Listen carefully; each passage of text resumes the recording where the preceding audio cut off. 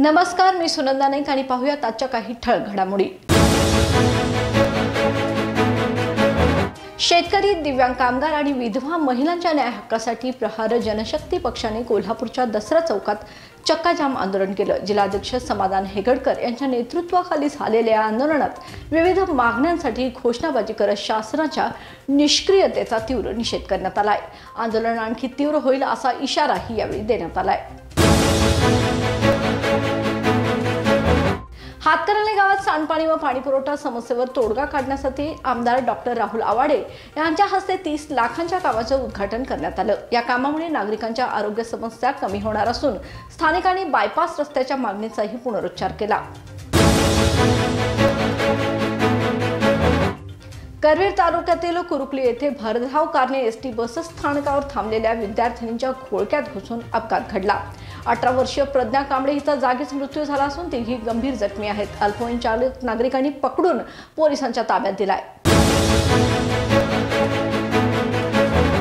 महसूल मंत्री चंद्रशेखर बावनकुळे यांनी घेतलेल्या लोकहिताच्या निर्णयाबद्दल कोल्हापूर भाजप जिल्हाध्यक्ष नाथाजी पाटील यांनी त्यांचे कौतुक केले। दाखल्यावरील स्टॅम्प ड्युटी रद्द करणे, वाळू वाटप आणि तुकडे जोड तुकडेबंदी कायदा रद्द करणं यासारख्या निर्णयाचं देखील त्यांनी कौतुक केले। तृतीयपंथी देवदासी व किन्नर समाजासाठी कार्य करणाऱ्या महादेव देवमामा पुणेकर यांचा कोल्हापुरात गौरव करण्यात आला। महाराष्ट्र कर्नाटकातून आलेल्या भक्तांच्या साक्षीने मोठा सन्मान सोहळा पार पडला। हा उपक्रम सामाजिक सलोख्याचे प्रतीक ठरला।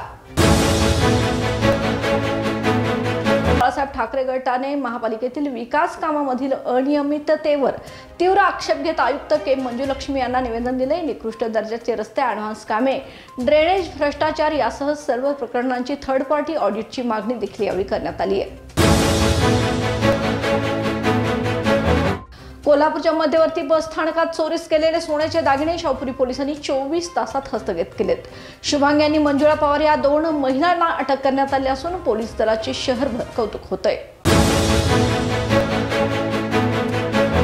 महापालिकेच्या 4ही विभागामध्ये 50 कोटीच्या ॲडव्हान्स कामामध्ये गंभीर अनियमितता झाल्याचा आरोप शिवसेनेने केलाय। रस्त्यांची दुर्दशा, भ्रष्टाचारी ठेकेदार व प्रशासनाच्या भूमिकेवर तीव्र प्रश्न उपस्थित करत कारवाईची मागणी केली आहे। या आणि अशाच ताज्या अपडेट्ससाठी पाहत रहा तारा न्यूज। तोपर्यंत धन्यवाद।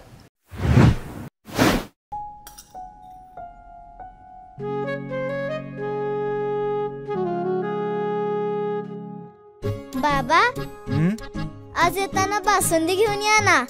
अगं, कालच आपण आईचा वाढदिवस होता म्हणून आणली होती ना। ऐकलं, गोकुळची बासुंदी पुन्हा खावीशी वाटतेय। खरं सांगू, मलाही खावीशी वाटतेय। पुन्हा पुन्हा खावीशी वाटणारी गोकुळ बासुंदी।